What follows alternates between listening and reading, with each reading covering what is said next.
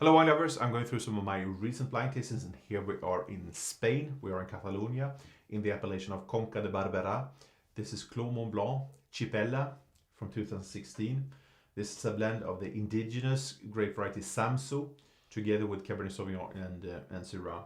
And overall I think this producing extraordinary wines, and this is a wine which is combining ripeness and density with drinkability and freshness. Still youthful on the nose.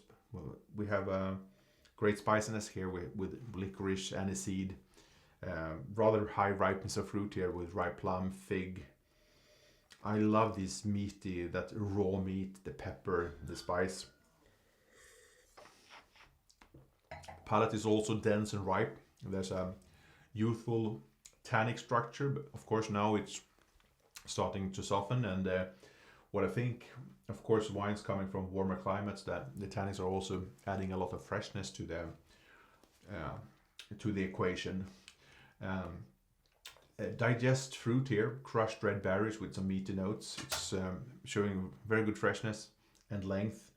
This is certainly a ripe and opulent style, but it's starting to open up now, and I like this balsamic and this meaty spiciness, and it should continue to develop for quite a few years. Enjoy.